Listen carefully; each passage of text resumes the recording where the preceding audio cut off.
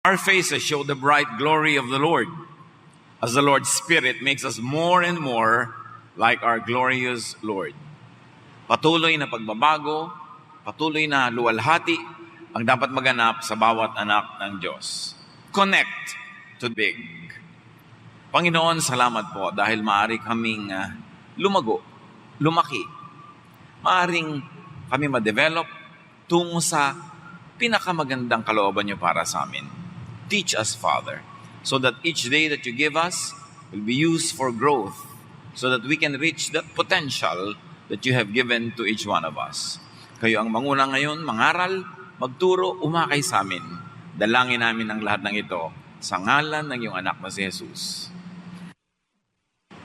Life could be trapped in everydayness. Yung araw-araw ganun, linggo-linggo ganun, buwan-buwan, hanggang mapansin mo, taon-taon ganun, hanggang maubos na lang ang buhay. Life could be trapped in ordinariness, in dullness. Maaaring ang buhay tuloy sa halip na exciting, sa halip na makulay, masaya, ay parang nakababagot, nakasasawa, parang wala namang nangyayari. Ecclesiastes 1, 2-4 and 8. Nothing makes sense. Everything is nonsense. I have seen it all. Nothing makes sense. What is there to show for all our hard work here on this earth? People come and people go. All of life is far more boring than words could ever say.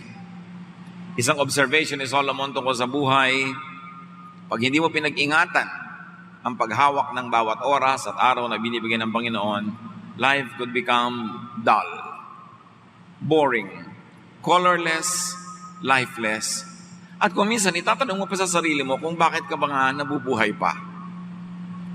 Kung sulit ba na ipaglabang patuloy pa rin mabuhay.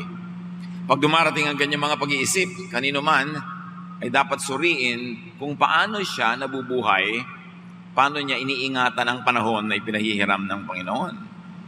Life could be trapped in dullness caused by lack of connection to big, to the big, to what is big, to infiniteness and eternity, to immortality, to higher meaning, purpose, vision.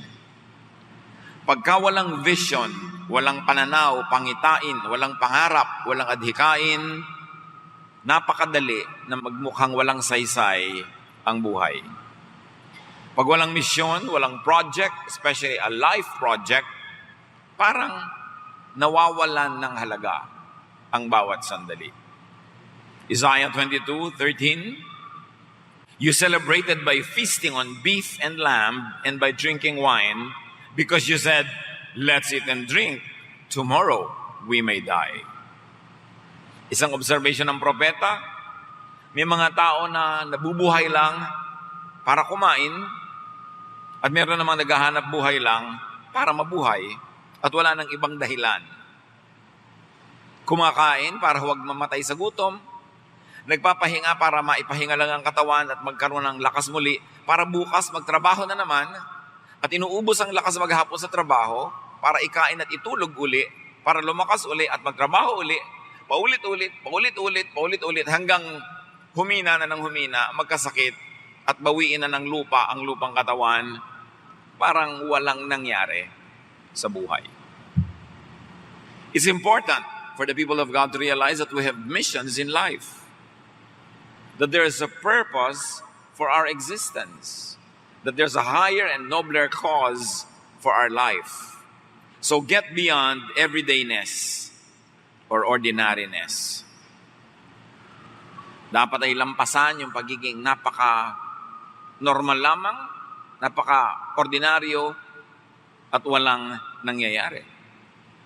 2 Timothy 2:20-21, in a large house, there are articles not only of gold and silver, but also of wood and clay. Some are for special purposes, and some for common use. Those who cleanse themselves from the latter, meaning from being ordinary, will be instruments for special purposes, made holy, useful to the master, and prepared to do any good work. Hindi kinukumpara dito ang ibang talento o kakayanan ng tao. Hindi kinukumpara ang tao sa kapwa-tao.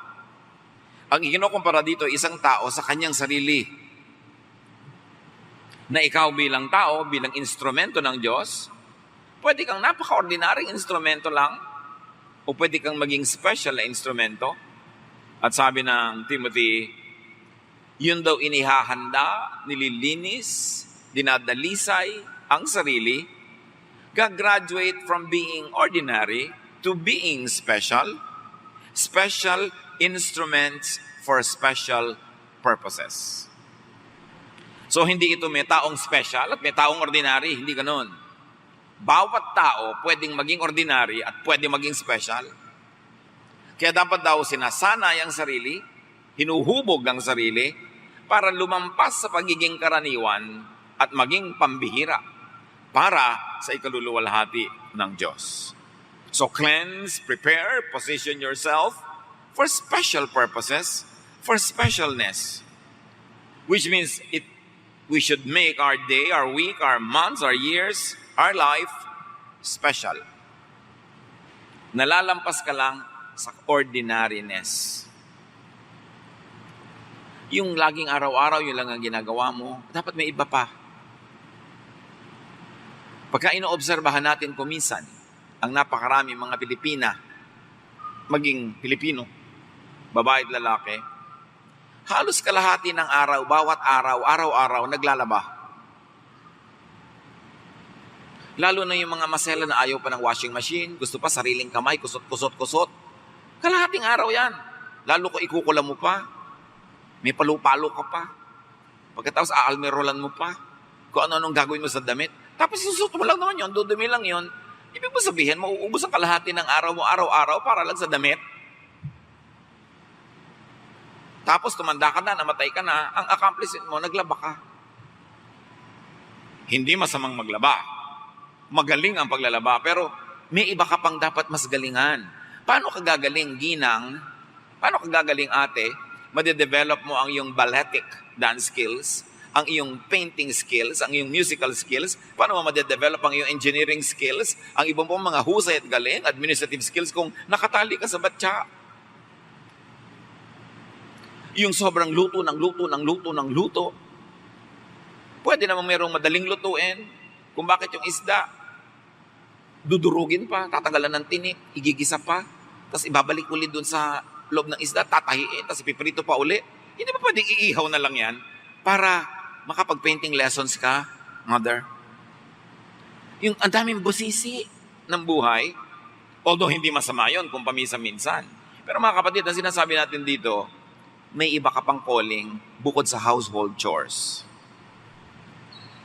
May iba ka pa rin calling bukod sa mamasukan araw-araw. Magbabande clock ng alas 8, magbabande clock out ng alas 5, araw-araw, para sumweldo ng kulang at kulang din naman. May iba pang dahilan ng buhay. Hindi ka nabubuhay para maghanap buhay. Naghahanap buhay ka para may kitain ka at sumobra pa yon para magawa mo pa yung higit sa bibili lang ng pagkain, magbabayad ng rent, ang mga bahayarin, kundi magawa mo pa yung mga ibang bagay na nakakapagpalaki ng isip, nakakapagpalawak ng pag-iisip, nakakapagpayaman ng kalooban at ng pagkatao. Hindi yung ano kakainin, merong araw-araw, ano kakainin natin, anong ulam natin, ano kakainin natin, anong ulam natin. Araw-araw yun ang tanong. Matthew 6:31-33. So do not worry saying, what shall we eat? Or what shall we drink? Or what shall we wear? For the pagans run after all these things. And your heavenly Father knows that you need them. In other words, mga basic needs, dapat basic. So nalalampasan para mas magawa mo pa yung more complex needs in life. Kaya kalaban ng true godliness and true godly development ang poverty. That's why we should all declare war on poverty. Paasensuhin natin ating sarili, ang ating kamag-anak, ang ating komunidad, ang ating bayan, para hindi tayo isang kahig, isang tuka. Alam niyo mga manok nung araw, kakahig sa lupa, tutuka, kakahig, tutuka. Yun ang naging symbolism ng isang kita, isang gastos, isang kita, isang gastos. Araw-araw na lang ang iniisip, ano kaya ang kikitain ko bukas para may kainin ako bukas? Magandang isipin nyo para ka mag-survive, pero dapat nalalampasan ng tao yung ganong level ng pag-iisip. Dapat namimili ka rin. Saan ba ako pupuntang museum ngayon? Sa Louvre ba sa Paris? O sa Prado ba sa Madrid? O sa Metropolitan Museum of Art sa New York? Hindi yung, ano kaya bibiling ko? Galunggong o dilis? Galunggong o dilis? Galunggong o dilis? Araw-araw. Hindi natin minamasama ang maging mahirap. Ang sinasabi natin, dapat may gawin ka para hindi ka manatiling ganyan, para yung nakatago mo pang talento at galing lumutang pa. Hindi ibinabaon ka na, inililibing ka na, hindi pa lumutang, kasi puro survival lang ang ginagawa natin. Well, we should work hard. We should work smart. That you don't earn only what can be earned, but you earn more. Sobra, so that you have something to give to others, at meron kang magagawa para i-develop ang iyong pagkatao. So do not focus on just the basics. Do not focus on just existence. At sabi ni Jesus sa 33, but seek first His kingdom and His righteousness, and all these little things will be given to you as well. So, sa niya mahalaga yan, yung kakainin mo, isusot mo, pero hindi yan ang dahilan, kaya kanilikha ng Diyos. Nilikha ka para maging isang tunay at kumpletong tao ayon sa kanyang disenyo. At yun ay nangyayari pag hinanap mo ang kanyang kakaharian, ang kanyang paghahari sa puso mo, na siya ang masunod, ang kagustuhan niya ang maganap, at ang kagustuhan niya that you grow from glory to glory to glory. So look up, seek greater things and meanings above your daily mundane existence and survival. Put everydayness in proportion to great dayness, in perspective to life. Yes, paminsan-minsan meron kang everydayness, pero dapat hindi in everyday.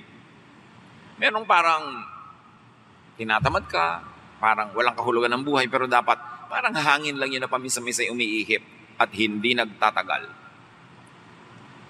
Dapat alam mo kung ba't ka nabubuhay. At ate, hindi ka lang nabubuhay para lagi may pang-enroll ang mga kapatid mo. Meron pa ng beyond that. Paano kung tapos na sila ng college, pwede ka nang mamatay? Dahil yun ang kahulugan ng iyong buhay. Mga magulang, hindi lang kayo nabubuhay para magpaaral ng mga anak. Dahil meron din kayong sariling buhay na dapat ipinaglalaban nyo rin na mangyari. At mga anak din naman, hindi lang nabubuhay para patuloy na laging sundin ang bawat kagustuhan lamang ng kanilang magulang, kasi meron din silang sariling disenyo, sariling pagkatao na dapat mangyari. So, we help each other meet each other's basic needs, and we develop ourselves so we graduate beyond those basics, so that we become the fuller, the richer, the more interesting persons that we are meant to be. Si Solomon, sabi niya sa Ecclesiastes 2:3-10, I wanted to find out what was best for us during the short time we have on this earth. So I decided to make myself happy with wine and find out what it means to be foolish without really being foolish myself. Sabi niya, minabuti kong alamin kung ano ba talaga ang karapat-dapat na mangyari sa buhay na itong ubod naman ng iksi. Kaya dapat walang sayang. Sinubukan ko, nalibangin ang aking sarili sa pag-inom ng alak at maging makipagtalastasan sa mga kahangalan, although hindi ako talaga naging hangal. Ibig niya sabihin, lumabas siya doon sa kahon. Hindi lang siya lagi doon sa safe, sa usual, sa traditional. Sabi niya, may mga sinubukan ako that many people would consider foolish, but because I wanted to extend the boundaries of my mind, gusto kong buhatin yung mga bakod ng utak ko at ilubog sa mas malayong lugar para lumawak ang bakuran ng utak ko. Sabi niya, I did what many people might consider foolish, although I never was foolish. I took the risk so that I will know more. Sabi niya. So, even foolishness, sinubukan niya. Isa lang naman ang mensahe ni Solomon Hindi naman maging foolish ka, kundi do not limit yourself to safe knowledge. Do not limit yourself to what is already usual and mechanical, perfunctory to what is very, very safe. Yung ganun, malaki ang dapat malaman sa buhay, At hindi totoong buhay yung nakalong ka lang sa isang maliit na bakuran para lagi ka lang safe. You've got to lift your boundaries so that you can expand your mental horizon. Kaya sabi niya, I did some great things. Balance may mga sinubukan siya ng mga what people might consider foolish, pero ang dami niyang ginawa na talagang wise. I did some great things. I built houses and planted vineyards. I had flower gardens and orchards full of fruit trees. And I had pools where I could get water for the trees. So there was productivity in his life. Hindi dahil kailangan niya, dahil hari na siya, mayaman na siya, hindi niya kailangan magtanim ng mga gulay, gumawa ng mga ganito. Pero nilalakihan nga niya yung utak niya para madiskubre pa niya kung ano pang dapat gawin sa buhay na ito. Sagad sa kanyang kakayanan, ginawa niya. Madali naman kung hari ka na, may pera ka na, may stipend ka na, may sweldo ka na from the government, sa'yo na ang lahat, magpatamad-tamad ka na lang, pero hindi, nagpakasipag-sipag siya. Dahil alam niyang sa pagtitihati-haya at pagtataob-taob at pabiling-biling, maiinip lang siya. Mabubore siya. Sabi niya, I owned slaves, and their sons and daughters became my slaves. I had more sheep and goats than anyone who had ever lived in Jerusalem. So he also tried his hand at ownership. Marami siya. Pati mga alipin, mga hayop, mga tao, ang dami niyang naging ari-arian. Foreign rulers brought me silver, gold, and precious treasures. At dahil siya'y magaling, there was recognition, and kings were paying him tribute or sending him gifts. Kings all over the world sent their ambassadors to the court of Solomon just to hear him speak. At ang misyon ng mga ambassador na yon, umuwi sa kanila mga hari, dala-dala ang karunungan ni Solomon. Marunong din yung mga hari. Kung hindi sila pwede maging katalino ni Solomon, nakikibahagi sila sa katalinuhan. Nagpapadala sila ng magpunta ka doon, makinig ka lang ng makinig, at i-report mo sa akin ang mga narinig mo, at siguradong may mapapala ako dyan. Hindi na kontento yung mga hari na sila'y top na sa kanilang bansa, sinika pa nilang matuto kay Solomon. So there was a lot of enrichment. Rich na siya, nagiging rich pa. Tributes, gifts that are earned and deserved came into his treasury. At sabi pa niya, men and women sang for me, and I had many wives who gave me great pleasure. Not all of what Solomon did you can do at home. But he's talking from within the morals of his time and what kind of morals govern the lives of monarchs. So he had entertainment, exhilaration, mga kasiyahan, pleasure, and a lot of companionship. At sa verse 9, sabi niya, I was the most famous person who had ever lived in Jerusalem, and I was very wise. Bihirang magsama na famous tapos wise. Nagsama sa kanya yon. He had fame and wisdom. Ang gandang kombinasyon. Fame and wisdom. I got whatever I wanted and did whatever made me happy. But most of all, I enjoyed my work. Yan ang mga natutunan niya. Sabi niya, marami kong gusto, pinagtrabahuhan ko, nagtanim ako ng mga garden, nag-project ako. I was dispensing wisdom, kings were sending me money and gifts. Ang dami-dami kong naging kayamanan, kaya naman lahat ng inibig ko, nabibili ko. Magandang goal yon, yung gusto mo, nabibili mo. Kesa gusto lang pero hindi mo nabibili. Pero pinagtrabahuhan niya. Hindi niya pinangarap lang, hindi niya pinagpray lang, pinagtrabahuhan niya. Sabi niya, alam niyo, lahat ng nakakapagpasaya sa akin, ginawa ko. Pero higit sa lahat, sabi niya, sa dinami-rami ng mga ginawa ko sa buhay, enjoy ako lahat sa iyo ngayon. Do you enjoy your work? If you don't enjoy your work, what are you doing there? Tatanda ka na, tapos mamatay ka na, hindi ka nag-enjoy. Di ba lugi ka nun? Kaya dapat, naghahanap ka ng na-enjoy mo rin. Lagi maraming nagtatanong sa akin, ano po ang magandang negosyo? Lahat ng negosyo maganda.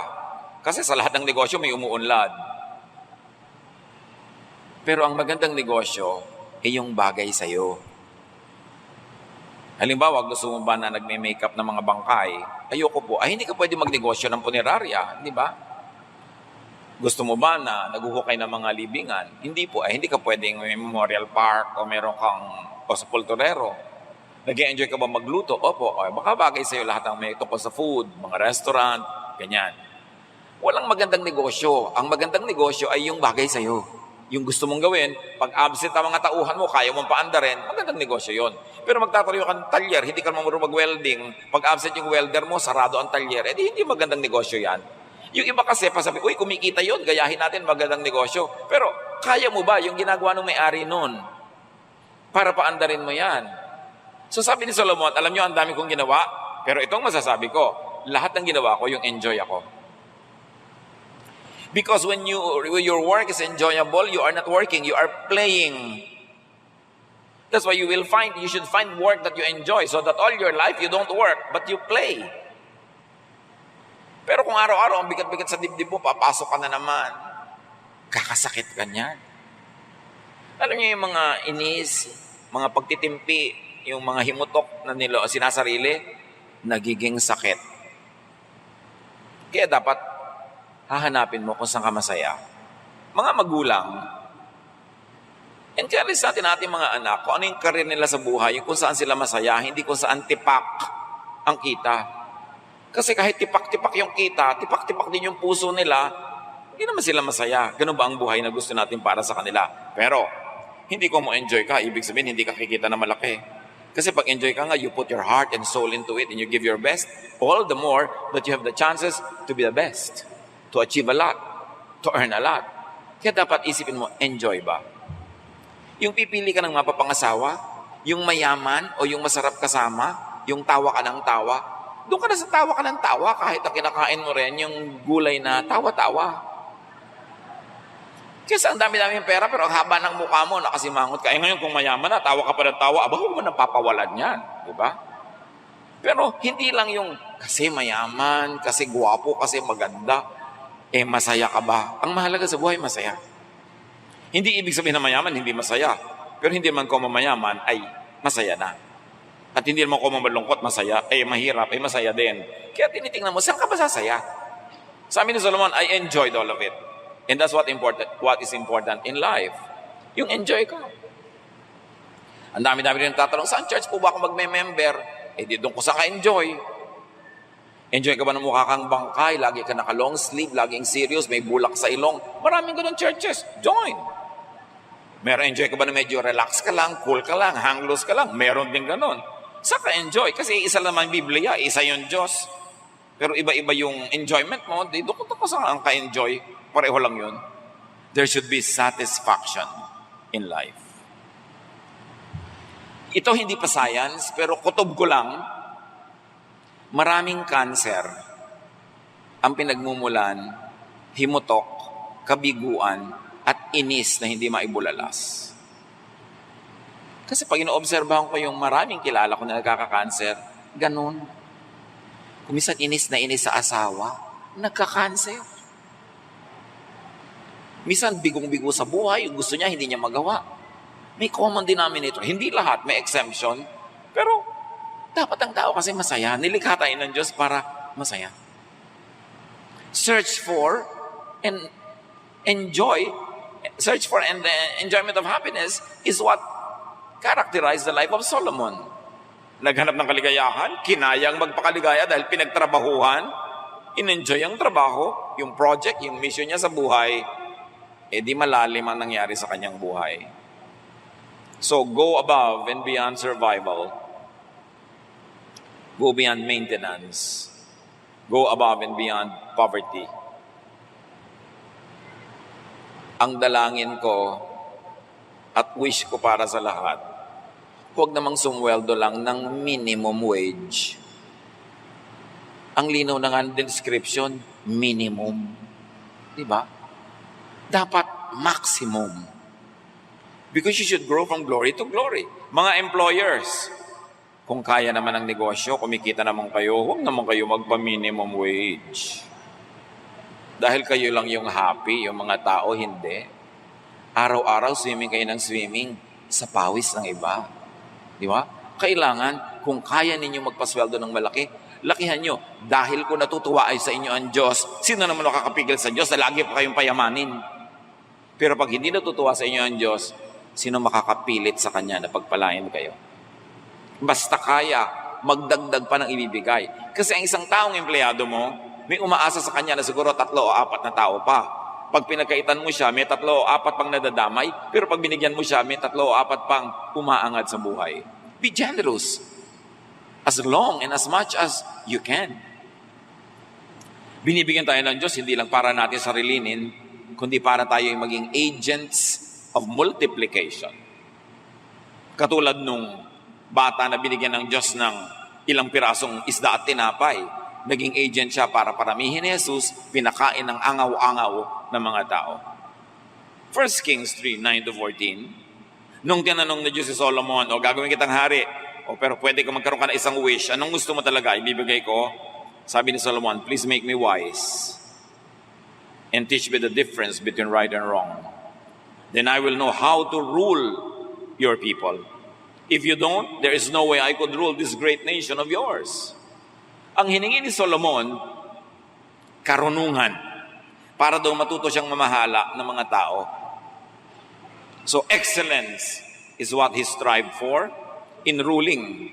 Because his mission was to rule, therefore he needed excellence. God said, Solomon, I'm pleased that you ask for this. You could have asked to live a long time, or be rich, or you could have asked for your enemies to be destroyed.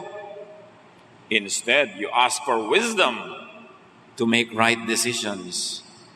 So, I'll make you wiser than anyone who has ever lived or ever will live.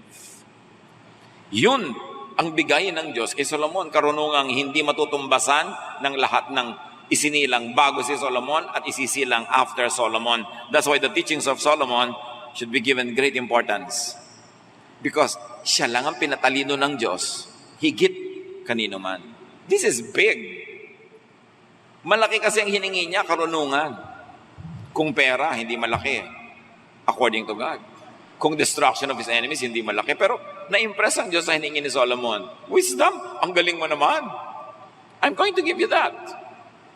Ibibigay ko sa iyo dahil natutuwa ako sa hiningi mo. Verse 13, I'll also give you what you didn't ask for. You'll be rich and respected as long as you live, and you'll be greater than any other king. If you obey me and follow my commands, as your father David did, I'll let you live a long time. Ang daming bonus na binigay ng Diyos dahil natuwa siya sa hiningi, wisdom. Bakit mahalaga ang wisdom sa Diyos at sa lahat ng maka-Diyos?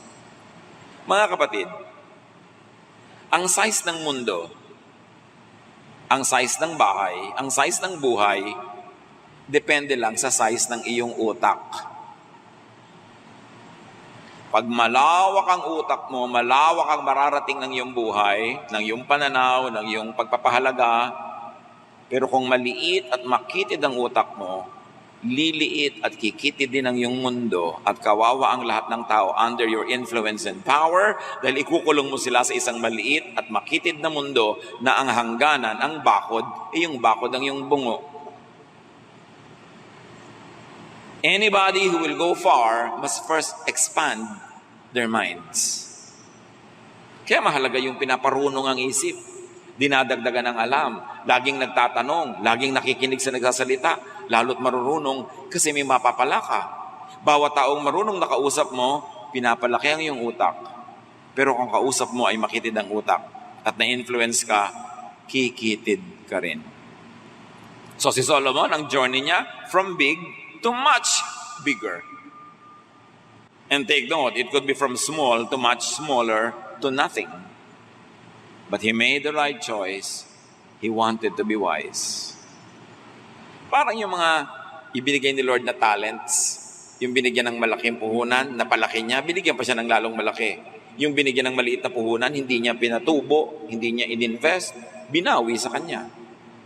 Wealth and fame, these are only byproducts of pleasing God by being wise.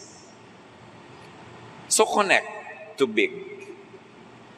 To the big, to what is big. Of course, that is God.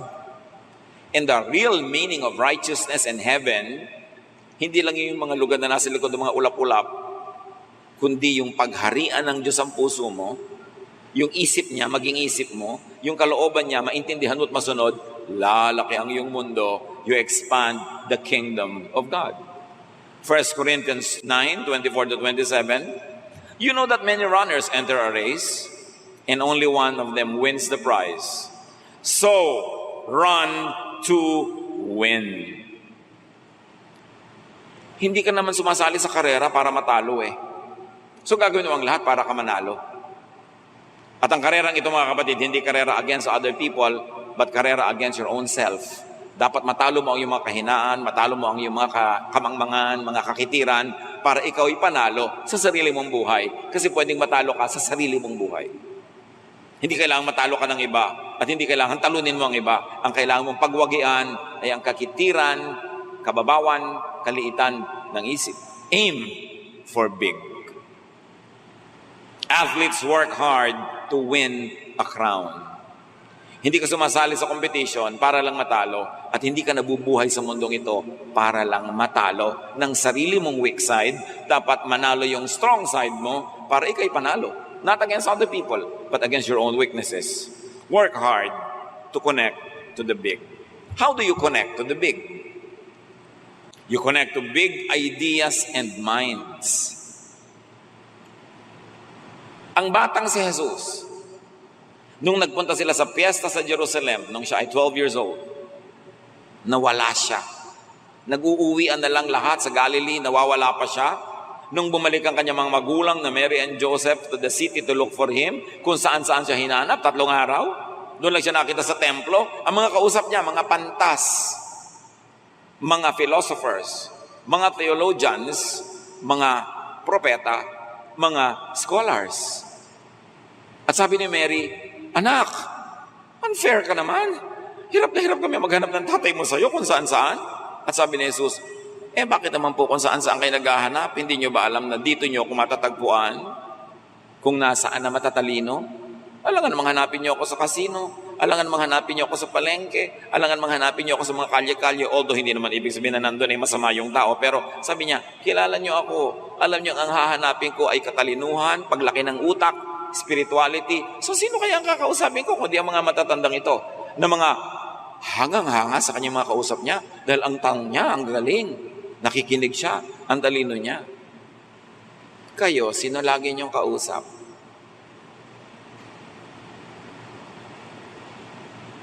Alam niyo, yung kausap natin lagi, salamin yon.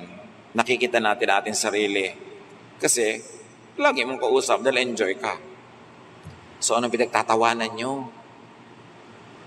Yung nag-contest kayo, pabilisan kayo magbilang ng kaliskis ng isang isda.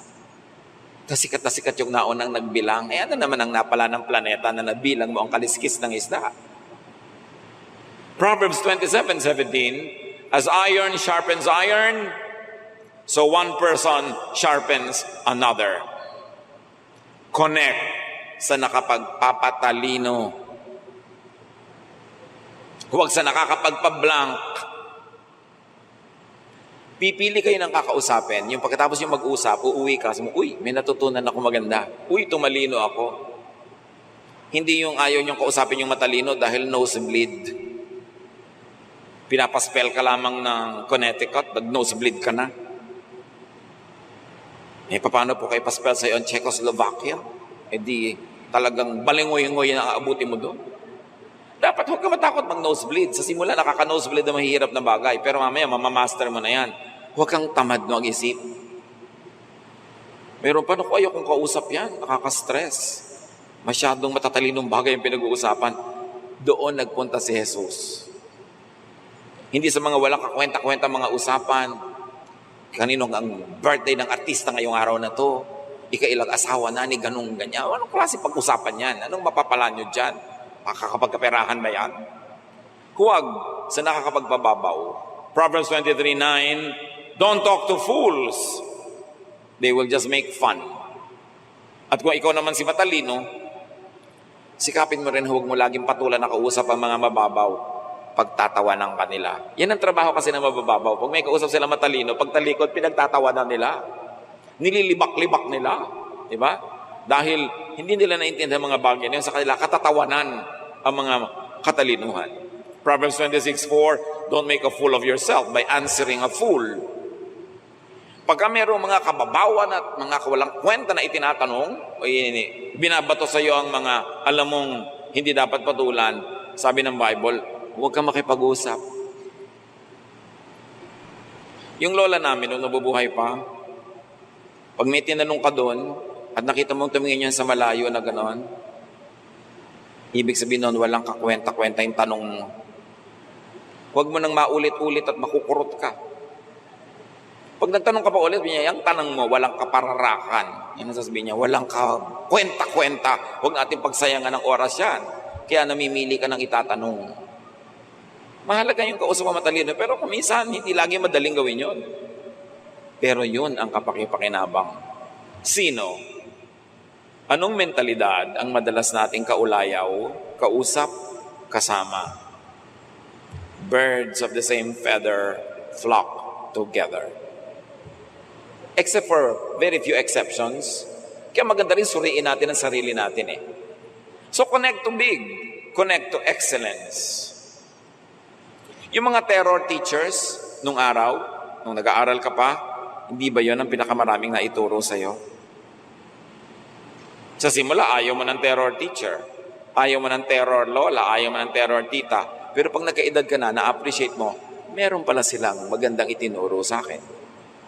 Yung mga istrikto, yung matataas ang standard, uncomfortable lang kasama yan sa simula. Pero pag nagkataon at nagtagal, dun ka may napapakinabang. So go for and connect to growth and development. Outgrow smallness of mind. At kuminsan ito ang challenge sa mga may nangyari sa buhay nila, umasenso ang utak, maraming nalaman, maraming na-achieve. Pag may mga reunion sila sa high school, parang naninibago ka, parang, ay, bakit nando pa rin yung mentality ng mga dati kong classmates? Kuminsan may reunion ng family, mga pinsan mong kalaro mo nung araw, parang, ay, nando pa rin yung utak niya sa grade 5 level. At sa lagay, pagkausap ko to, magiging ganito yung usapan namin. Kasi mahirap din mag-adjust. Pero ang mahalaga dito, at least nakikita mo na lumaki yung utak mo, tuloy, nahirapan ka na mag-adjust. That is good, but you should adjust kasi mas malaki yung utak mo, ikaw yung makaka-adjust. But remember this, your mind could be your own prison. Your mind could also be your own wings to fly far away. Ang pinakamalupit na piitan, na kulungan, ay hindi mga metal, hindi mga concrete, ang utak. Maraming tao, kulong na kulong ang buhay dahil ang utak nila, ang pag-iisip nila ay isang malaking kulungan ng buhay nila. Ay, hindi ko pwedeng gawin yan. Bakit hindi pwede? Ba't ka nakakulong? Ay, hindi ko pwedeng maligo kasi may patay. Bakit hindi pwede? Ay, hindi mo pwedeng gawin ito. Bakit hindi pwede? Merong magandang restaurant. Kumain tayo dyan. Naku, baka mahal. Huwag na tayong pumasok. Hindi mo pa nakikita yung presyo. Kinukulong mo na yung sarili mo. Papasok ka sa isang building, naku, baka hindi tayo payagan ng gwardiya, huwag na tayong pumasok. Hindi ka ba binabawalan? Ikaw na nagbawal sa sarili mo. Ang daming tao ganyan. Ang kulungan nila, yung pag-iisip nila, hindi yata yung pwede, huwag na lang. So they'll play safe, they'll play small. At yun ang sinasabi ni Solomon, I did many things that other people might even consider foolish, but it's only because I was expanding my mind. Merong restaurant dyan sa EDSA Corner. Show ba yan? Yung may crossing dyan. Aircon dati. Matagal na to. Walang pumapasok. Kaya ang dami-daming tao na dumadaan. Napag-isip nila, baka nai-intimidate ang mga tao kasi aircon. Tinanggal nila yung aircon. Nakabuyang-yang sa alikabok at init. The same pa rin ang price. Ang daming kumain. So yung mga dumadaan, ay aircon. Wow, baka mahal. Ikinukulong nila yung sarili nila, hindi pa nila alam. Merong magsasabi ka, hihingi ka ng permiso, ay naku, baka hindi tayo payagan, wag na lang. So sino hindi pumayag sa'yo? Yung utak mo. Kasi hindi mo tinry. Kaya ang tanong mga kapatid, gaano karaming pagkakakulong ang nararanasan natin dahil tayo ang nagkukulong sa ating sarili. Baka hindi ako payagan, baka hindi pwede, baka mahal, baka hindi affordable, baka mahirap gawin. And then, doon ka na lang sa safe, meaning isang maliit na sulok sa planetang ito. Connect to big, connect to refinement, not to mediocrity. Yung hindi magaling, magpakagaling-galing, at yung magaling-galingan pa. Because room for improvement is the biggest room in the world. You can never stop improving. Connect to function and beauty. Si Jesus, nung mamamatay sa krus, sabi niya, it is finished. Pero sa salita na ginamit niya, tetelestai. Ibig sabihin, it is being finished in a very beautiful way. May beauty, hindi lang natapos.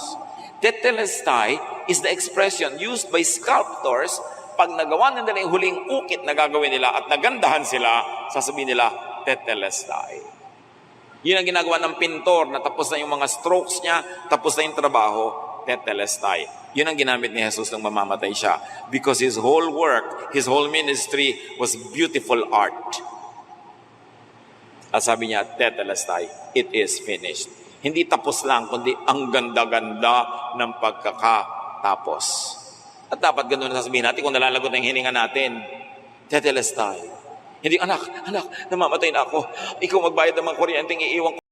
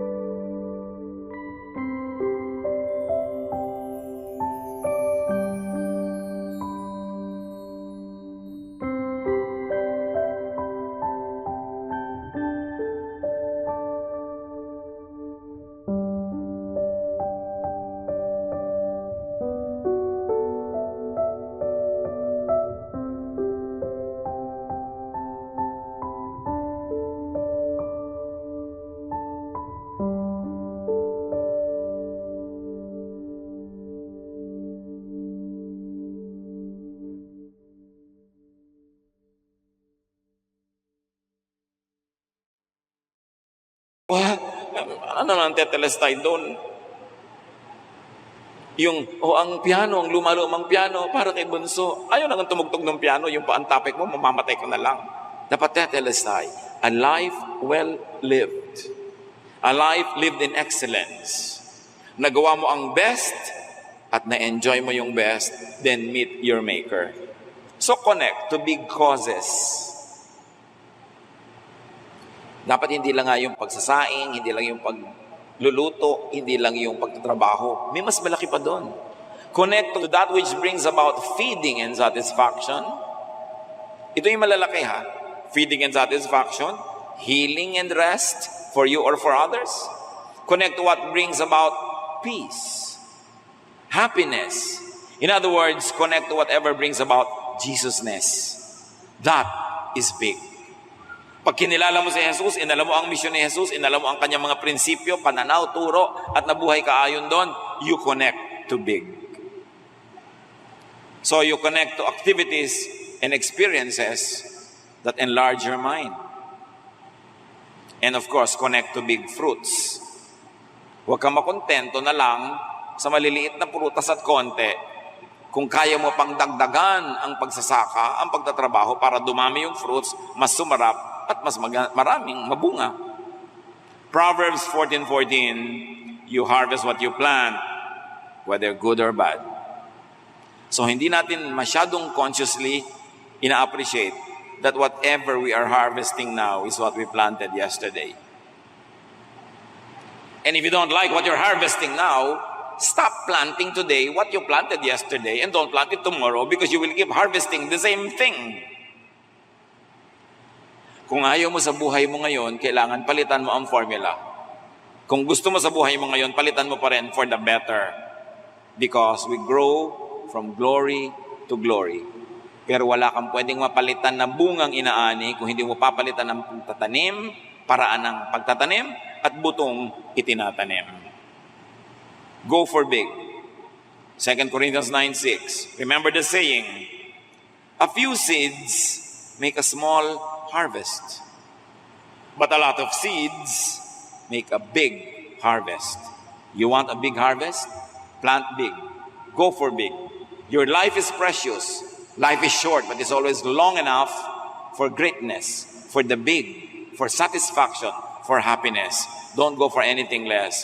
God designed you to be an outstanding person, to achieve the best within your field, not to compare yourself with others, but to compare yourself only with your past achievements. God wants you big. God wants you happy, but you've got to do your part. Be wise. Ask for wisdom. Continue to enrich your mind and work. And the Lord is going to bless you with growth beyond your imagination. Sabi sa Bible, what God has prepared for you is beyond what you have already seen and heard. It is even beyond your imagination. It never even occurred to you. Maganda ang plano ng Diyos, pero kailangan sumunod ka sa Kanyang method. Dear Lord, teach us. Teach us, Lord, to continue to grow. Huwag kami maghintay na lang ng kamatayan kahit may edad na kami. Meron pa kami magagawa. Meron pa kaming misyon. Marami pa kaming pwedeng ma-achieve. At lalong-lalo nung kung batang-bata pa, dapat hindi kami nabobore. Dapat lagi kaming nananabik bawat araw, bawat kami na may gagawin, meron kaming project. Lord, give us this spirit. Teach us to be wise, to make the most out of our days. Pag-isipan kung anong halaga nito sa ating mga buhay, manahimik sumandali sa presensya ng Espiritu ng Panginoon.